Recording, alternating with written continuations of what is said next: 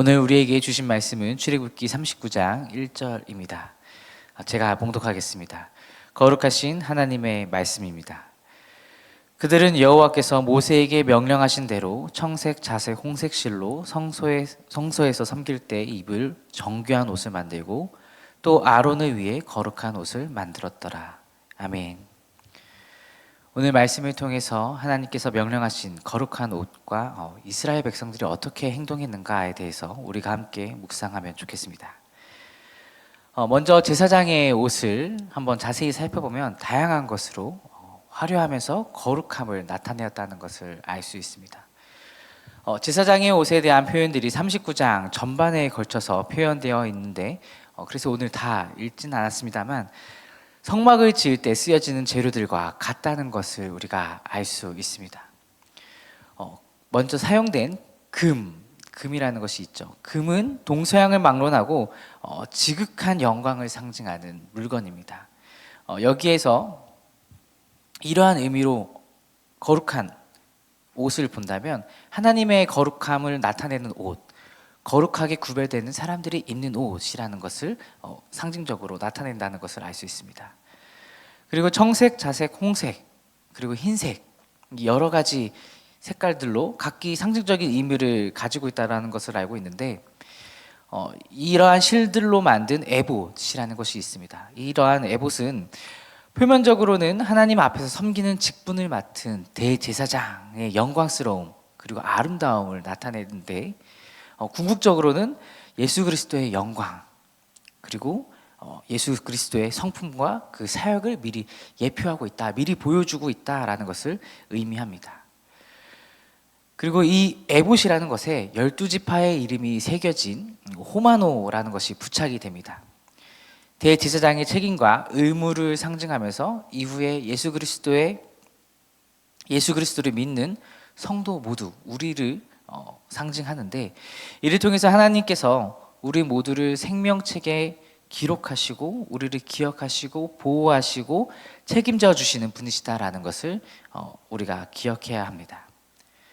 그리고 이 에봇에 흉패라는 것이 달려 있습니다. 네모 모양의 주머니인데 이 흉패 안에는 중대사안을 이제 판결하는 제비 같은 일종의 제비 같은 것이 있었습니다. 바로 우림과 둠밈이라는 것을 이제 보관을 하였는데 이 우림이라는 뜻은 빛, 둠밈이라는 것은 완전함으로 이제 번역이 됩니다. 이 두 단어를 이어서 표현하면 완전한 빛으로 이제 우리가 그 의미를 이해할 수가 있는데 빛은 하나님의 조명, 계시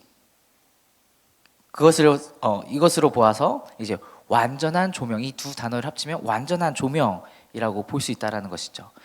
조명이라는 것은 어떠한 것을 딱 비추는 잘 보이도록 하는 것이죠. 그렇게 본다면 캄캄한 어둠 속에서 해답을 찾는 그러한 의미로 우리가 이해하면 좋을 것 같습니다. 하나님의 답을 구하는 도구로서 사용된 하나의 도구입니다. 이런 여러 가지 제사장들의 옷의 의미를 생각하고 자료들을 찾아보면서 또 말씀을 읽으면서 준비하면서 깨달은 것이 한 가지 있었습니다.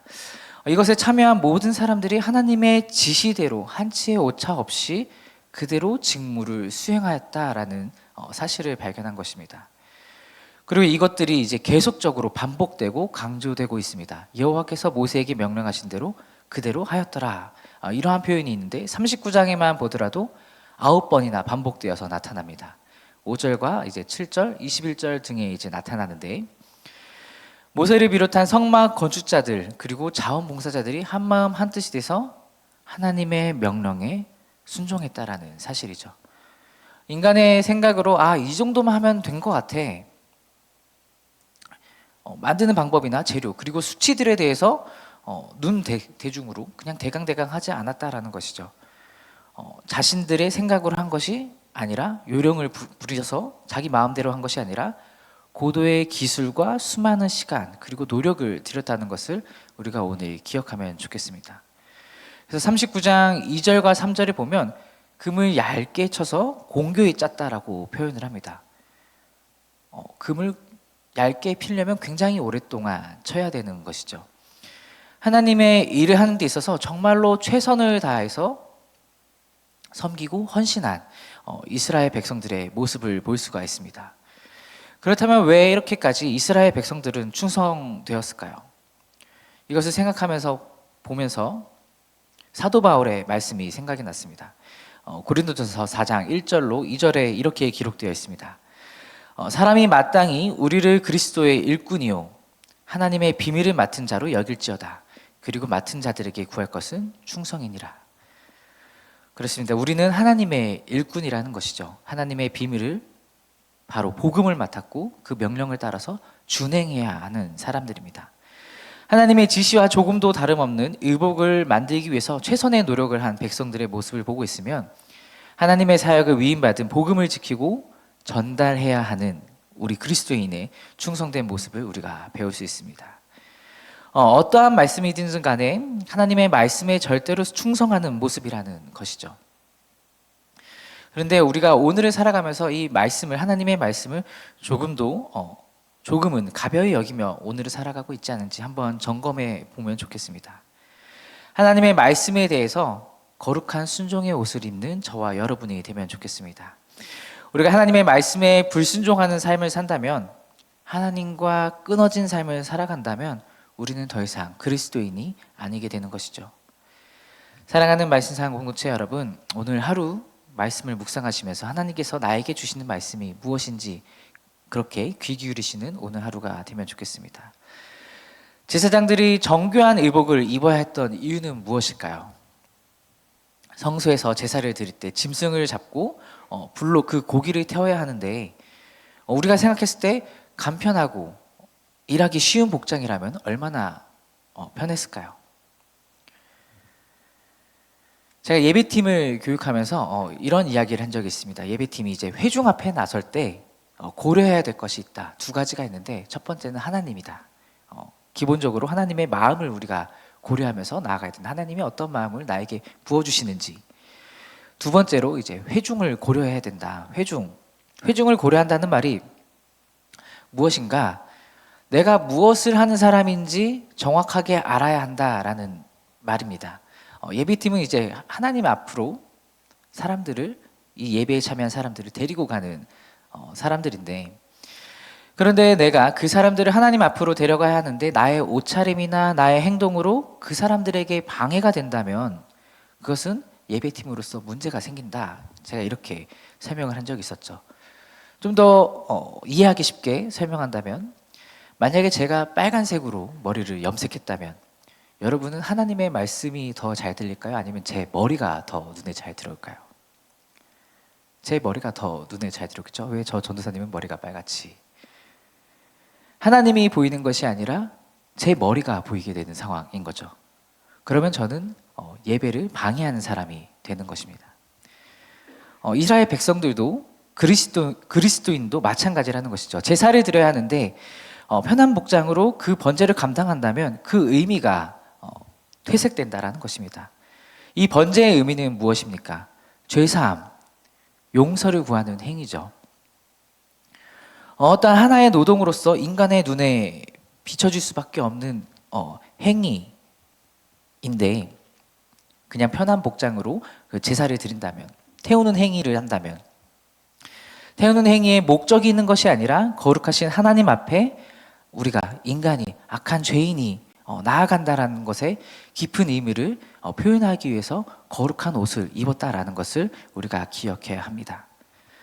사랑하는 우리 말씀상 공동체 여러분, 우리는 그리스도를 믿음으로 인해서 구원을 받았고 그리스도로 거룩한 옷을 입었습니다. 우리는 거룩한 옷을 입고 살아가는 사람들이라는 것을 기억해야 합니다. 그렇다면 우리는 어떠한 삶을 살아가야 하는 것일까요? 앞서 예배팀으로서 제가 예화를 드렸듯이 우리의 모습과 행동을 통해서 사람들이 하나님 앞으로 나아가느냐 못 나가느냐가 달려있다는 것을 기억해야 합니다. 체육복을 입은 사람과 양복을 입은 사람의 행동이 같을 수 있을까요? 행동 거지가, 행동 반경이 다르겠죠. 행동에서부터 차이가 날 것입니다. 세상은 왜 그렇게 불편하게 사느냐고 우리를 자꾸만 공격을 합니다. 거룩한 옷을 입은 우리를 체육복으로 갈아입고 좀 더 편하게 살라고 이렇게 이야기합니다.